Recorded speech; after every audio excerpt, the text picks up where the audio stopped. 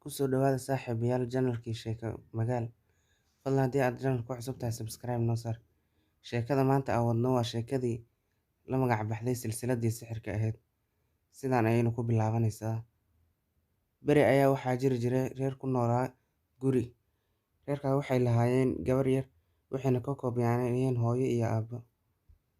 Gabadha yareed waxaa la dhihi jiray Cinderella.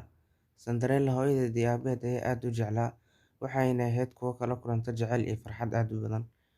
Laakiin farxaddaas ma ayna sii joogtaanin. Markay jirtay Cinderella 10 sano ayaa waxaa xanuunstay hooyadeed.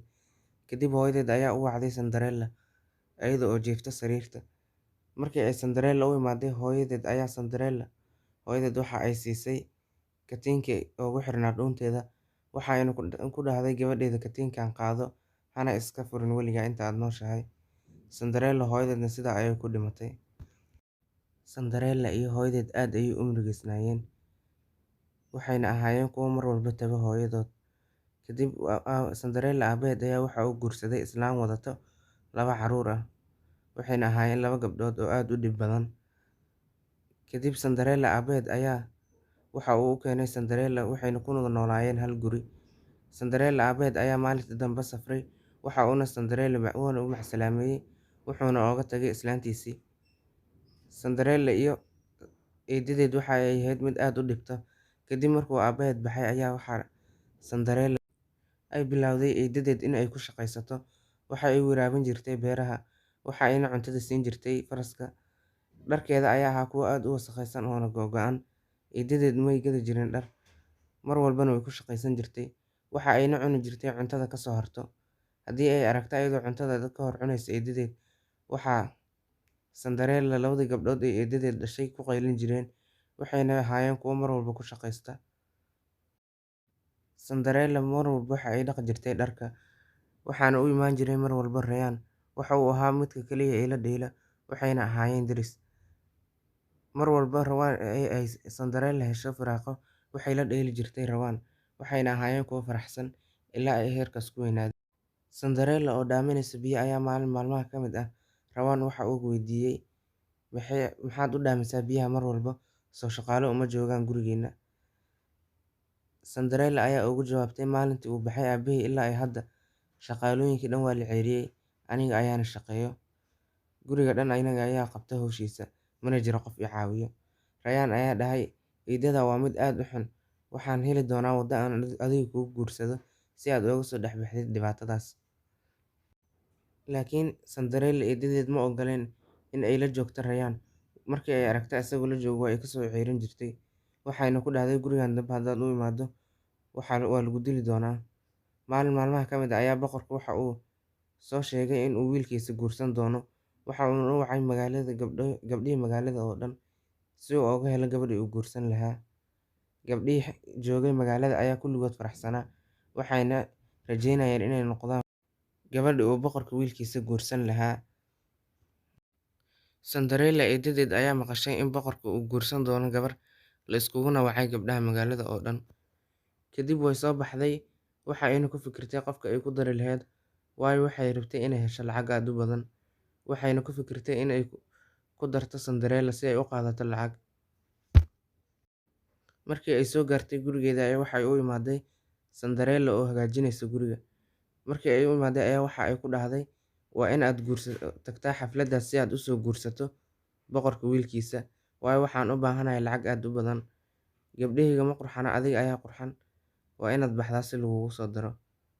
Kadib Cinderella ayaa bilowday inay ku dhegto lugaha eedadeed, kadib waxayna ka bariday in aanay aadin xafladdaas, waxayna u sheegtay inay jeceshahay Rayaan.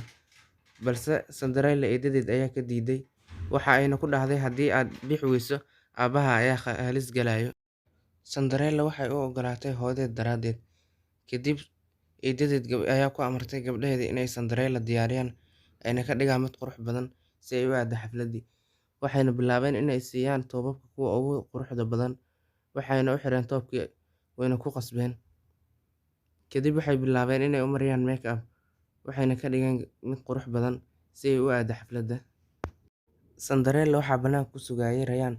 Markii ay soo baxday ayaa uu u imaaday, waxa uuna ku dhahay, halkeed u socotaa? Cinderella ayaa u sheegtay inay u socoto xafladda boqorka. haddii ay aadi weysana in aabaheed la xiri doono. Markay u sheegtay Cinderella ayaa Rayaan waxa uu ku dhahay, meeshaas waa meel halis badan, ha aadin, aniga ayaa ku badbaadin doono. Inta uu ku dhaganaa gacanteeda uuna ku qancinayay inay isaga la baxsato ayaa waxaa imaaday Cinderella eedadeed, waxayna ku dhufatay Rayaan gacantiisa. Kadib waxa ay ku dhahday, gabadhan ka fogow, haddii aad ka fogaan weydo waa inaan ku dilayo ayaan kuu sheegay. Kadib Cinderella waxay soo kaxaysay eedadeed, intii ayna soo raacin ayaa waxay u imaaday Rayaan, waxayna ku dhahday waa inaad iska baxdaa si aan laguu dilin. Markii ay macsalaameysay kadib ayaa Cinderella waxaa soo kaxaysay eedadeed, waxayna soo saartay faraskii, waxayna soo aadeen qasriga xafladda ka jirtay. Markay imaaday Cinderella xafladdii ayaa waxaa hal mar dadkii oo dhan soo fiiriyeen Cinderella xaggeeda, waxaana soo jiitay quruxdeedii. Boqorkii iyo amiirkii iyo wasiirkiisa ayaa is ag fadhiyay. Boqorka wasiirkiisa ayaa ku qancay gabadhii, kadib waxa uu boqorkii dhegta ugu sheegay inuu amiirka kaco si uu ula soo dheelo ayada. Amiirkii ayaa soo kacay, waxa uuna imaaday xagga Cinderella, waxayna bilaabeen inay dheelaan. Amiirkii oo la dheelayay Cinderella ayaa hal mar amiirku wuxuu dareemay wareer, waxaana ku dhacay dhulka isagoo suuxsan. Cinderella mayna aqoonin waxay samaysay, waxayna ahayd mid yaaban. Kadib waxaa soo orday boqorka ciidamadiisa, waxay u imaadeen xaggiisa, kadib way qaadeen. Cinderella ayadoo yaaban ayay meesha taagneyd. Kadib Cinderella way soo carartay si ay uga soo dhex baxdo qasriga, balse waxaa ka dhacday jaraanjartii kab ee ayada lahayd. May haysanin waqti ay kusii joogto. Cinderella way carartay, balse boqorka wasiirkiisa ayaa imaaday, waxauna arkay kabtii oo dhulka taallo. Kabta ayuu soo qaaday, wuuna fiiriyay, waxauna isweydiiyay qofka lahaa kabta. Kadib waxaa la imaaday magaalada si loo ogaado qofka kabtaan leh, waxaana la aaday guri walba si loogu soo tijaabiyo gabar walba cagteeda, ilaa laga soo gaaray guriga Cinderella. Kadib Cinderella eedadeed ayaa soo bixisay Cinderella, waxayna ku keentay xoog. Kadib waxaa la keenay kabtii si loogu cabbiro Cinderella. Askari ayaa Cinderella xoog ku qabtay si loogu tijaabiyo kabtii, waxayna noqotay kabtii ayada ay wadatay. Waxa uu weydiiyay wasiirkii meesha ay geysay kabtii kale. Way diiday Cinderella inay sheegto kabteedii kale, balse ciidamadii ayaa baaray guriga oo dhan si ay u soo helaan kabtii. Ciidamadii ayagoo raadinaya kabtii ayaa waxaa imaaday Cinderella eedadeed, waxa ayna keentay kabtii. Kadib Cinderella ayaa eedadeed weydiisay sida ay ku soo heshay kabtii, waayo Cinderella ayaa kol hore qarisay. Waxay u sheegtay eedadii inay aragtay Cinderella oo habeenkii ay ka imaaday xafladda ku qarinayso koobadiinkeeda kabteedii. Kadib waxay dhahday, sidaas ayaan ku soo qaaday. Cinderella waxaa lagu qasbay inay xirato kabtii kale. Markii ay noqotay gabadhii la raadinayay Cinderella ayaa waxa uu wasiirkii ka dalbaday ciidamadiisa in ay Cinderella soo saaraan gaariga si loogu qaado qasrigii. Sidaas ayaa Cinderella lagu kaxeeyay, waxaana la keenay qasrigii. Kadib ayadoo garbaduub loo wado ayaa waxaa lagu soo ag xiray amiirkii. Wasiirkii ayaa rabay inuu Cinderella ku beddelo boqorka si ay u dhimato uuna u dhimanin amiirka. Kadib asagoo bilaabaya shaqadiisii ayaa waxaa imaaday hal mar Rayaan. Kadib waxa uu ku dhahay waa inaad ka fogaataa Cinderella, waxauna u sheegay sida uu ku imaaday.